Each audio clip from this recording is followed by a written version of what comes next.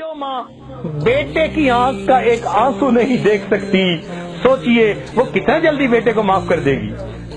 ماں کو منانے کے لیے چل کے آنا پڑتا ہے، معافی مانگنی پڑتی ہے، پاؤں پکڑنے پڑتے ہیں، آنکھوں سے آنسو بہانے پڑتے ہیں۔ مگر ایک ذات اور بھی ہے، اگر ایک بندہ ساری زندگی گناہ کرتا رہے مگر اپنے گناہوں پر کہیں بیٹھے بیٹھے دل میں نادم اور شرمندہ ہو جائے، حدیث پاک میں آتا ہے الندم توبۃ، دل میں نادم اور پریشان ہو گیا، دل میں پشیمان ہو گیا، زبان سے فکرہ نہیں بولا، زبان سے معافی نہیں مانگی، چل کے مسجد کی طرف نہیں آیا، وہ پروردگار کتنا کریم ہے، فقط دل کی ندامت پر اس بندے کے گناہوں کو معاف فرما دیتا ہے۔ تو معلوم ہوا کہ جتنا اس دنیا میں اللہ تعالیٰ کو منانا آسان ہے، کسی کو منانا اتنا آسان ہے۔ اس لیے کہ جو محبت اللہ تعالیٰ کو بندے کے ساتھ ہے وہ محبت کسی کو بندے کے ساتھ ہے۔ اس دنیا میں ہر کوئی نیکوں سے پیار کرتا ہے، ہر کوئی اچھوں سے پیار کرتا ہے، بروں سے پیار کرنے والی ایک ماں ہے۔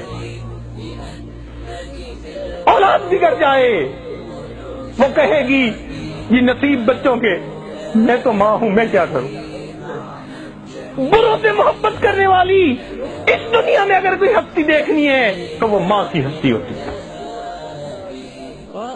اگر ماں ممتا کی وجہ سے اتنی محبت کرتی ہے تو اللہ رب العزت بھی اپنے بندوں سے اس کے بڑھ کے محبت کرتے ہیں۔ اس لیے 100 سال کا بوڑھا ہڈیوں کا ڈھانچہ بن گیا، منہ میں دانت نہیں، پیٹ میں آنت نہیں، اولاد تھی نہیں، بیوی فوت ہو گئی، ماں باپ کا اکیلا تھا، کوئی قریبی رشتہ دار نہیں، کوئی اس کو گھر رکھنے کے لیے تیار نہیں، لوگ محفل میں بٹھاتے نہیں کہ تو کھانستا ہے، بلغم نکالتا ہے۔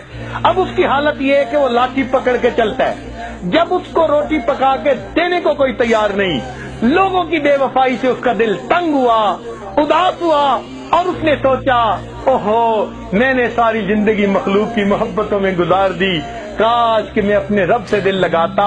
اس 100 سال کی عمر میں لاٹھی پکڑ کے اپنی جھکی کمر کے ساتھ ہانپتا ہوا، کانپتا ہوا اگر وہ اپنے رب کے در کی طرف چلتا ہے تو اللہ رب العزت اس بندے کو تانا نہیں دیتے، تو نے اپنا جمال کہاں ضائع کیا، اپنا مال کہاں ضائع کیا، کیا ہے تمہارے پلے، اب تمہیں یہ وقت یاد آیا۔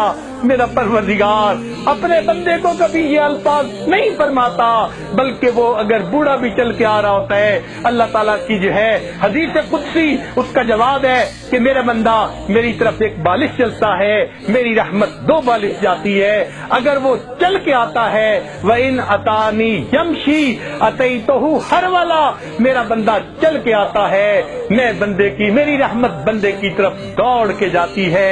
تو جو پروردگار اپنے اس 100 سالہ بوڑھے کو بھی تانا نہیں دیتے، بلکہ اور ذرا بات سن لیجئے کہ اگر یہ 100 سال کا بندہ شرابی تھا، زانی تھا، اس نے آ کے توبہ کر لی، اللہ تعالیٰ گناہ معاف فرما دیتے ہیں۔ اور پھر ایک اور بات، شریعت کا مسئلہ سن لیجئے، اگر کسی نے سچی توبہ کر لی، شریعت کہتی ہے اب اس کو پچھلی زندگی کے گناہ پر کوئی آر نہیں دلا سکتا، تانا نہیں دلا سکتا۔ حدیث پاک میں ہے اگر کوئی بندہ گزری ہوئی زندگی کے گناہ کا کسی کو توبہ کے بعد تانا دے گا، اللہ تعالیٰ اس بندے کو موت نہیں دیں گے جب تک اسی گناہ کی ذلت میں گرفتار نہیں فرما دیں گے۔ میرے بندے نے توبہ کر لی، تم کون ہوتے ہو تانا دینے والے؟ سبحان اللہ، وہ کتنا بڑا پروردگار ہے۔ اس لیے ہم اپنے دلوں کی گہرائیوں سے آج سبق کو یاد کر لے، اپنے ایمان کو مضبوط سے اثبت کر لے۔ ہمارا اس دنیا میں پالنے والا اللہ رب العزت ہے۔ اپنی امیدیں اللہ سے لگائیے، اپنی ضرورتیں اللہ تعالیٰ کے سامنے پیش کیجئے، اپنی پریشانیاں اللہ تعالیٰ کے حضور پیش کیجئے۔ ہر بندے کے سامنے اپنی زندگی کے حالات کو کھولتے پھرنا یہ زیب نہیں دیتا۔ ہر بندے کو بیماری نہیں بتائی جاتی، فقط ڈاکٹروں کو بتائی جاتی ہے۔ اسی طرح حالات ہر بندے کو نہیں بتائے جاتے۔ اللہ تعالیٰ کے سامنے ان حالات کو پیش کیجئے، اللہ سے لو لگائیے، دیکھیے وہ پروردگار کس طرح ہماری دعاؤں کو قبول فرماتا ہے۔